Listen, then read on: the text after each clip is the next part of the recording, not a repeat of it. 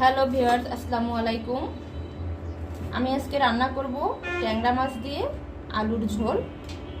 ট্যাংরা মাছটা আমার এভাবে খেতে খুবই ভালো লাগে। আমি আসলে অন্যভাবে আগে রান্না করতাম, তারপরে এক আন্টির বাসায় খেয়ে খুবই ভালো লাগলো। পরে এরপর থেকে আমি ট্যাংরা মাছ এইভাবেই রান্না করা শুরু করছি।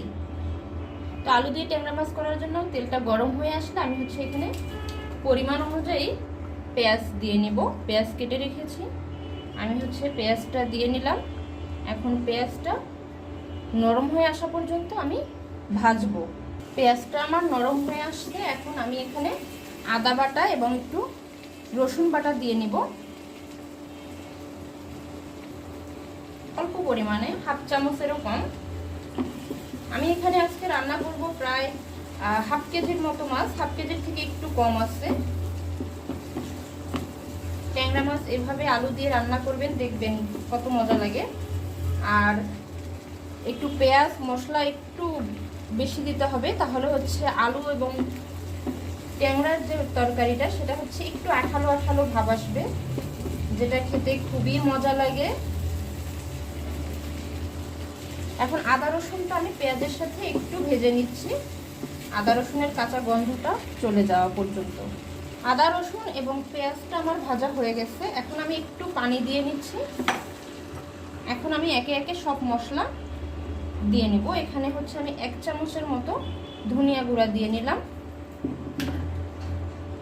এখানে 1 চামচেরও কম আমি টালা জিরা গুঁড়া দিয়ে নিলাম।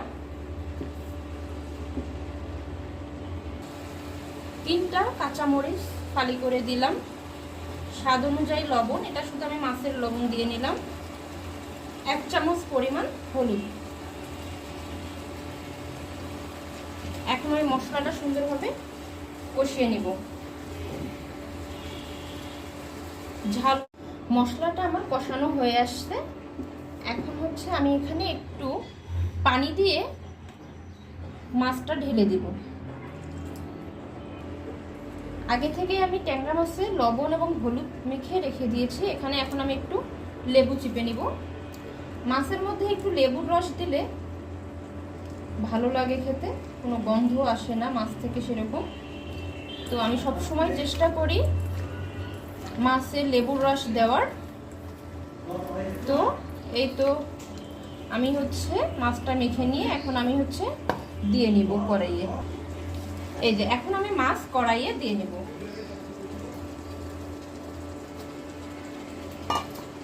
মাছটা আমি একটু হালকা নেড়ে দিয়ে যখন মাছটা শক্ত হয়ে আসবে তখন একটু এখানেই ভেজে নেব।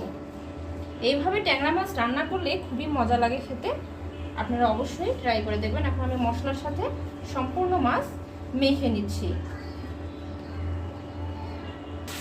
মাছটা আমার হয়ে আসছে প্রায় ভাজা। আমি প্রায় 6-7 মিনিট সময় নিয়ে ভাজলাম। এই তো এইভাবে আমার মাছটা এখন আমি তুলে রাখবো।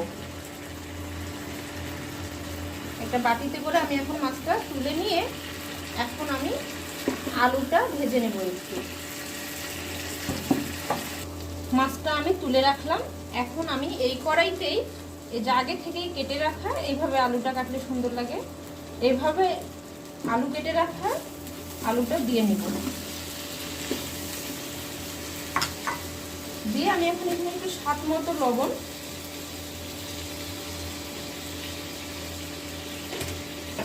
আর একটু সামান্য হলুদ দিয়ে আলুটা ভেজে নেব।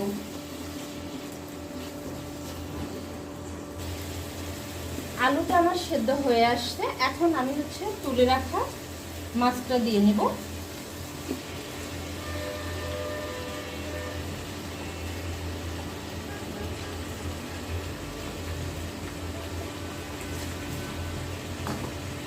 এখন আমি আলু এবং মাছটা আস্তে আস্তে নেড়ে নেব, যাতে মাছটা ভেঙে না যায়। এভাবে 1-2 মিনিট নাড়ার পরে আমি একটু ঝোলের পানি দিয়ে নেব। এতে মাছটা আমার ভাজা হয়ে গেছে, মাছ এবং আলু। এবং আমি যে বাটিতে মাছ তুলে রেখেছিলাম সেই বাটিতেই পানি দিয়ে দিলাম তরকারিতে, যাতে তেলটা নষ্ট না হয়। এখন আমি এটা হচ্ছে মিনিট 2 মতো জ্বালাবো।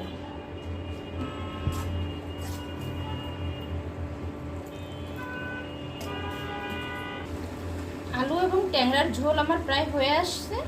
এখন আমি হচ্ছে নামানোর আগে একটু ধনেপাতা দিয়ে নেব আর সামান্য পরিমাণে টালা জিরা গুঁড়া। এখন আমি একটু হালকা করে নেড়ে দিব।